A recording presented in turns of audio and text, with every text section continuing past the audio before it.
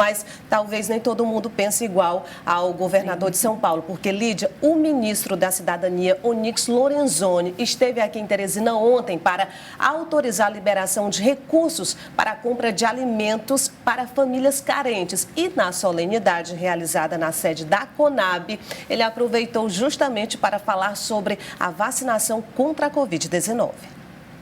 No Piauí, o ministro da Cidadania assinou a liberação de R$ 2.800.000 para o programa de aquisição de alimentos.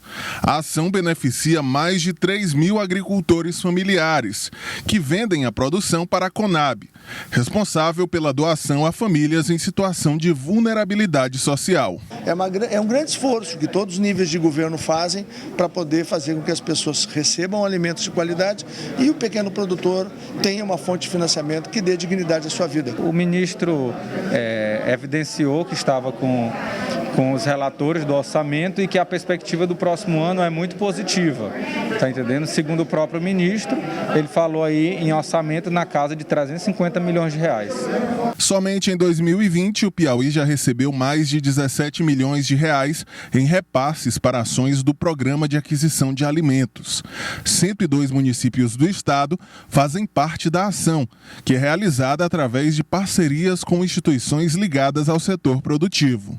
Nós temos 2 recursos que vão comprar a produção da agricultura familiar de hortaliças, verduras, mas temos um específico que é o PA Leite, que vai adquirir o leite dos agricultores de 4 municípios do estado, né, e que vai ser distribuído em 20 municípios aqui em torno de Teresina para as famílias que vivem em condição vulnerável. Muito bom o PA, porque realmente vai lá na ponta, ajuda esse agricultor familiar a produzir e também pode aí abastecer de alimentos aquelas pessoas que passam alguma dificuldade.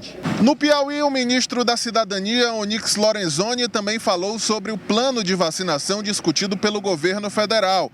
Para ele, é preciso ter cautela e aguardar a análise realizada por órgãos de controle como a Anvisa. O ministro também avaliou como racional o cronograma que foi apresentado pelo Ministério da Saúde, que estabelece a prioridade para idosos, profissionais de saúde e pessoas com comorbidades. Porque não vai aparecer 30, 40, 50 milhões de doses de vacina do dia para a noite, né? Vai ter 4, 5, 6, 7, 8, 10 milhões, vai ser não crescendo, mas o Brasil, eu acredito que até o meado deste ano vai ter vacina em volume suficiente para fazer a cobertura que a população precisa. Um dos ministros mais ligados a Jair Bolsonaro, Onyx Lorenzoni, também falou sobre o futuro político do presidente, que está sem partido desde que deixou o PSL no final do ano passado. Ele entrou na eleição com 0 prefeito em 2018 e o candidato que tinha um latifúndio de tempo de televisão tinha 2.500 prefeitos. Resolveu o quê? Né? Por quê? Porque a eleição é uma outra coisa. A eleição de governador, a eleição de prefeito, a eleição de presidente, ela tem uma outra característica. Ela fala mais ao conceito, aos princípios e valores, São essas coisas que são importantes. E nisso o presidente, eu acho que está muito sereno, muito tranquilo e ele vai tomar a melhor decisão. Acho que não vai ser logo, não. Tá aí a fala, então, do ministro Onyx Lorenzoni. Agora, Lídia, já que o Natanael tocou nesse assunto de que o presidente Jair Bolsonaro continua sem partido, o Aliança pelo Brasil, então, não vingou. Ele desistiu, será? Não vingou, Nájila, essa possibilidade de criação de um partido, né, que seria o partido do presidente Jair Bolsonaro, mas o presidente discute internamente o seu futuro partidário e ele já recebeu convites de alguns partidos. E um desses partidos é o Progressistas, que tem como presidente nacional o senador Ciro Nogueira. E eu conversei com o senador Ciro Nogueira e ele falou aí que esse convite ao presidente Jair Bolsonaro foi reforçado.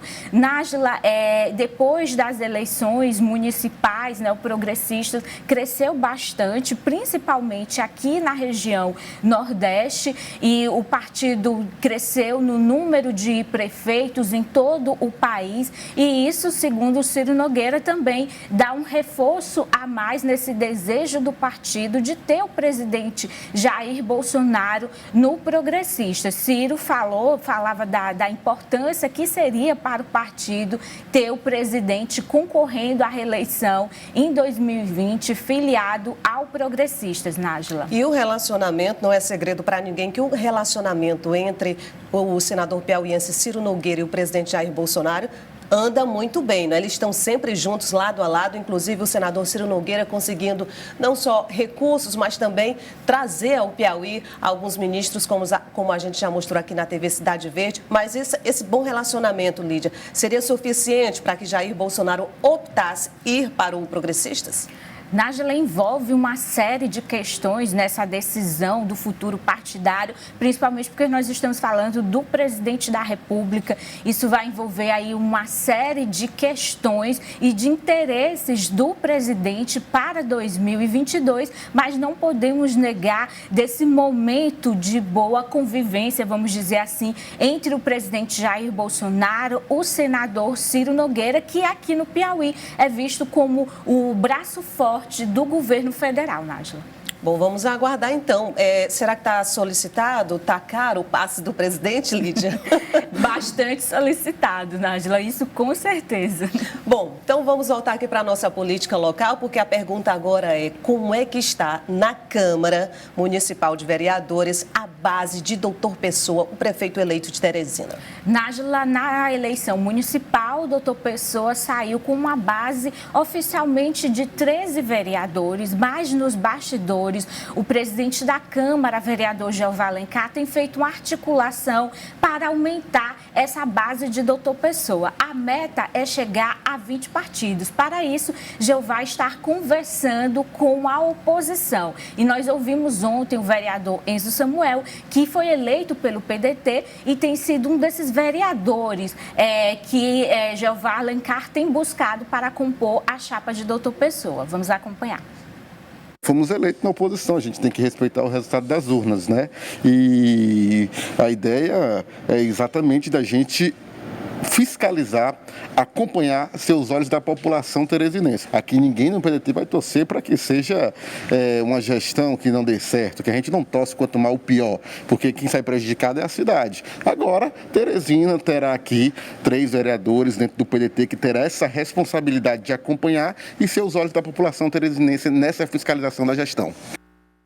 Vereador Enzo Samuel, não sei se você também percebeu isso, mas nos últimos meses, inclusive bem antes da campanha das eleições municipais, ele tem se destacado muito. Acho que primeiro foi por conta daquela polêmica do PCdoB, não foi? Saía, não saía, seria expulso, não seria. Enfim, acho que ele tem se destacado muito, talvez por isso, Jeová Alencar de olho em Enzo Samuel. É um quadro importante da Câmara de Teresina e Doutor Pessoa e Jeová Alencar com certeza querem Enzo Samuel na base aliada do prefeito eleito, né? Mas isso vai depender de conversas também com o partido. O PDT é presidido aqui no município pelo vereador Evandro Ide, mas já tem um ponto, Nájila, de uma aproximação, né? O PDT vai votar em Jeová Alencar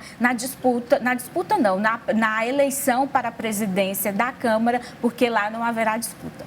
Bom, em relação ao Partido Liberal, o PL, aqui em Teresina, há mudança em relação à diretoria, aos comandantes da sigla?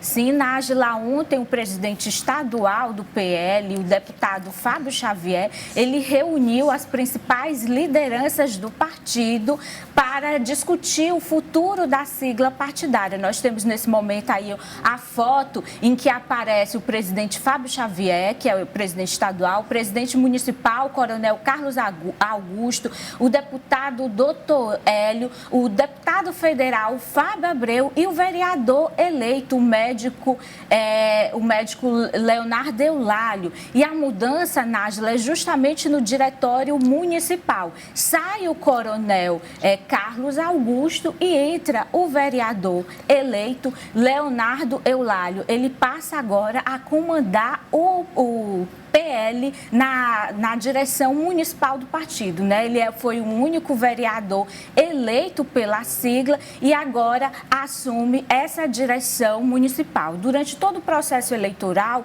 Nájila, em que Fábio Abreu foi candidato a prefeito pelo PL, a gente acompanhou algumas desavenças dentro do partido, mas ontem eu conversei com o coronel Carlos Augusto e ele afirma que essas desavenças ficaram no passado e que agora o partido se une visando 2022. Nájila. O Fábio Xavier tem sido um dirigente ativo dentro do partido aqui no estado? Olha, Nájila, o que a gente acompanhou, né, foi esse desejo de Fábio Abreu de assumir a direção estadual no lugar de Fábio Xavier, né?